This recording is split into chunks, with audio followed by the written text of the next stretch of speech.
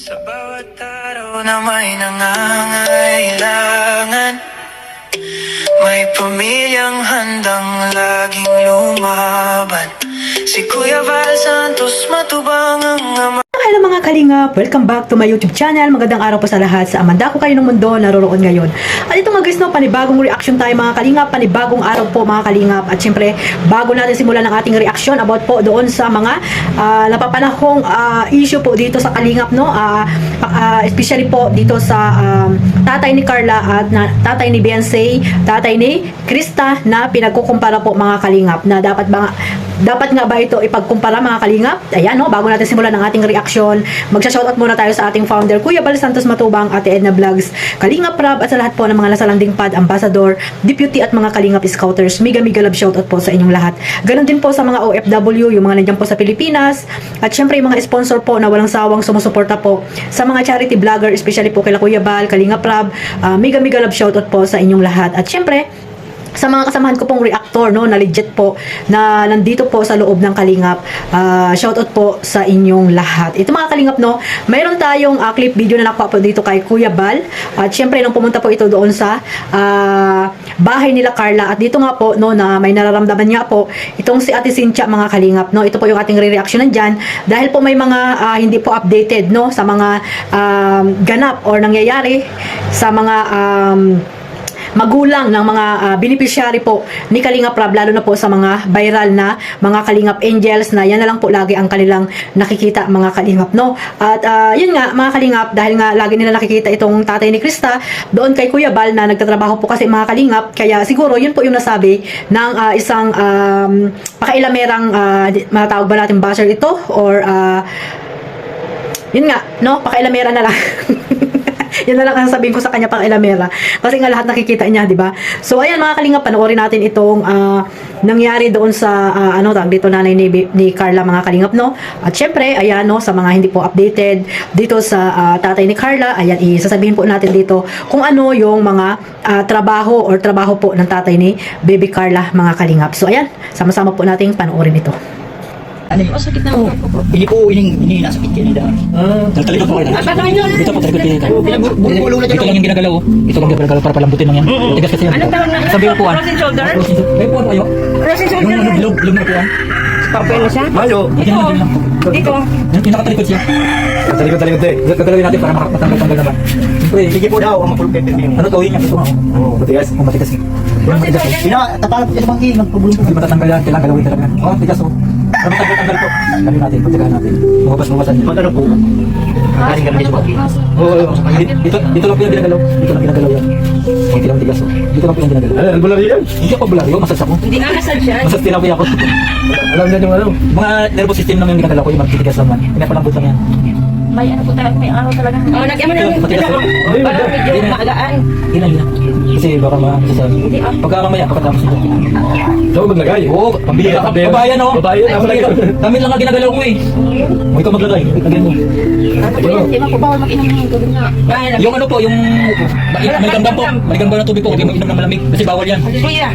Ay, magluya kayo. Magluya kayo. Uso ngayon ang uso kasi po eh. Kailangan luya. Ito pong salabat.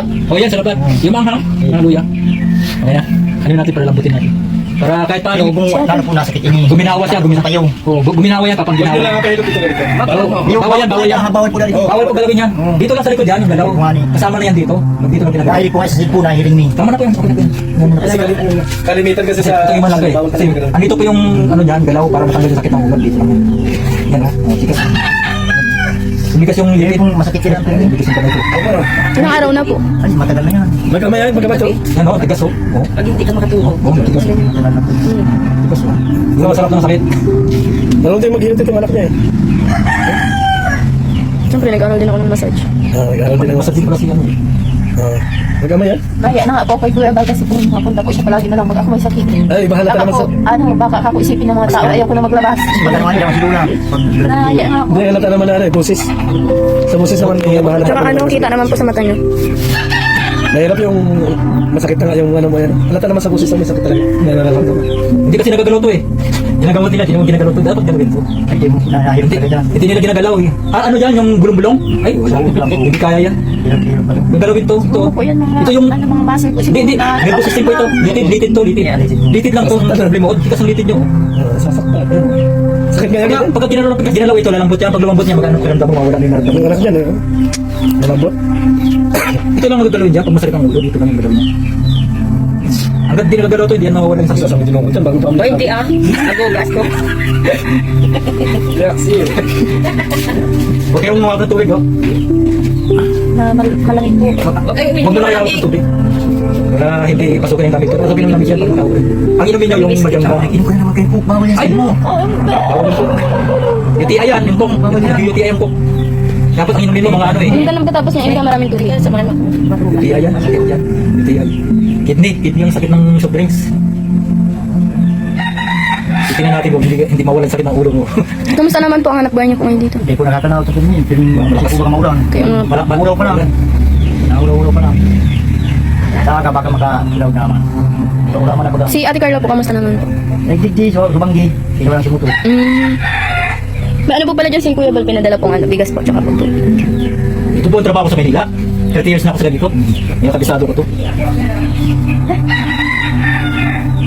May kasamang pasma to. Hindi ko pasmo po talaga. Oo, May kasamang pasma to. napaligot po na Dapat pagka Ako napaligo. maligo muna Pagod kayo. po. Maligo muna kayo bago kayo magbawa.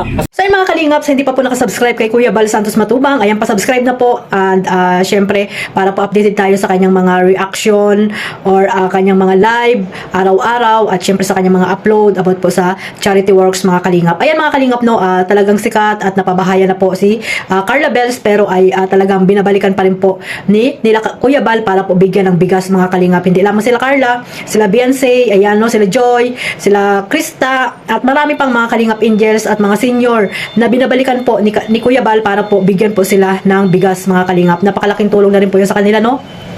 Lalo na yung mga senior na talagang grabe po ang hirap sa buhay mga kalingap, mga nanay na iniwan ng mga asawa na maraming anak, 'di ba? So ayan, nakita niyo naman po mga kalingap na talagang matagal na pong 'di ba, na nararamdaman po 'yan ni Ate Cynthia, yung kanyang sakit mga kalingap. Hindi natin alam kung ano ba 'yan. At syempre si Ate Cynthia naman ay hindi niya rin daw alam kasi nga pabalik-balik na rin siya sa doktor, ay wala namang sinasabi, 'di ba? So ayan, hinilot po ni Kalingap Acid na talagang manghihilot. Manghihilot pala si Kalingap Acid. Ngayon ko lang nalaman na manghihilot pala si Kalingap Acid mga kalingap. Napakasarap, no? Parang ang sarap sa pakiramdam na hinihilot ang buong katawan mga kalingap. Lalo tayo mga OFW, masakit sa lalo pag taglamig, talagang masakit po ang likod mga kalingap, no? Kaya itong nakita ko na to, parang gusto ko na rin magpahilot mga kalingap. But anyway, no, balik po tayo doon sa mga issue po dito sa tatay ni Carla na sabi daw ay walang trabaho. Yung tatay daw ni Krista mayroon, no? Kasi nga lagi nila nakikita mga kalingap dahil nga nandoon nga kinuha nga ni Kuya Bal itong tatay ni Krista mga kalingap. Nakita nyo rin naman, or yung sinabi po ng tatay ni Krista na yun po talaga yung kanyang skills, no? Yung kanyang talagang nakasanayang gawin, no? Yung pagkakarpentero, kasi may kanya-kanya naman silang habit, kumbaga mga kalingap, no? Yung tatay ni Krista, yun, nagkakarpentero kasi nga sabi nga ay matagal na po niya ang trabaho yun na talaga yung trabaho niya. Yung tatay naman ni Beyonce, yun nga, may tricycle, nag-aalaga ng baboy, di ba mga kalingap?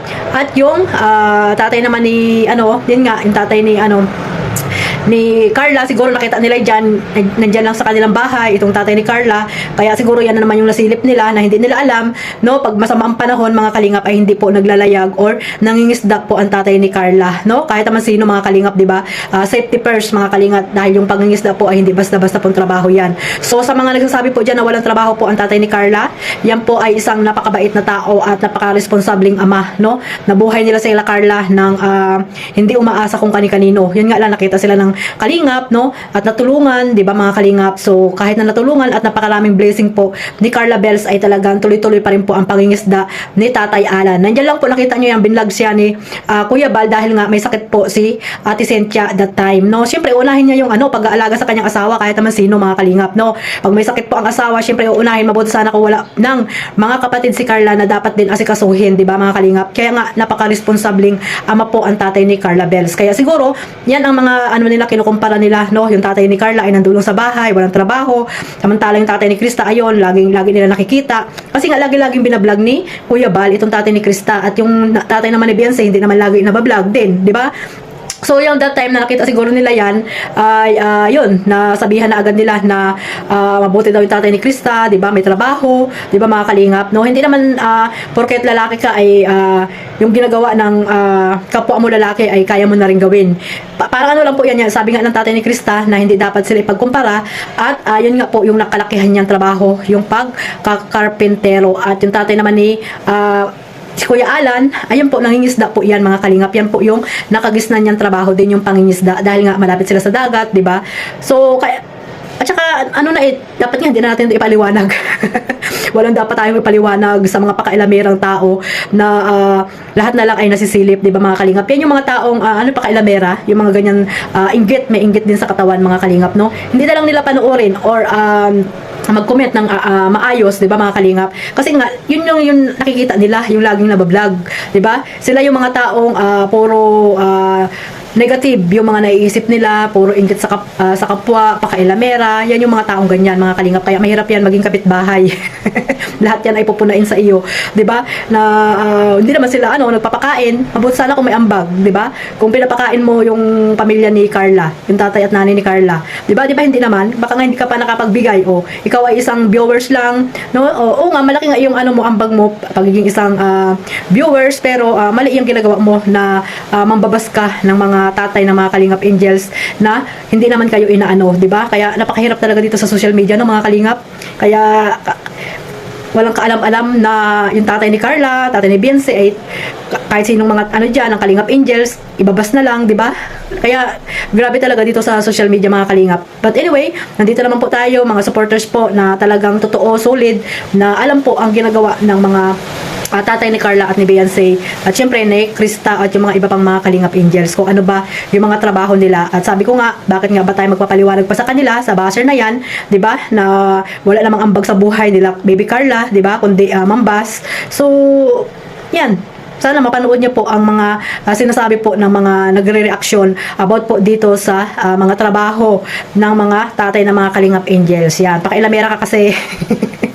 Masyadong pakailamera. Sana maliwanagan ka, no? Maliwanagan sana yung pag-iisip mong marumi, no? Nakakala mo naman ay may ambag ka sa buhay ng mga kalingap angels sa pamilya ng nila Carla, nila Beyonce, na hindi mo alam na may mga trabaho yan. Baka ikaw ang walang trabaho. Yan ang tanungin mo sa sarili mo. Kung ikaw ba ay nakakakain, yung pamilya mo, natutulungan mo ba? Yan ang tanungin mo sa sarili mo, or yan dapat ang isipin mo. Hindi yung ibang tao ang pinapakaalman mo, 'di ba? Kung sino ka man yung nag-comment na yan doon sa live ni Kuya ni Kuya July, mga kalingap.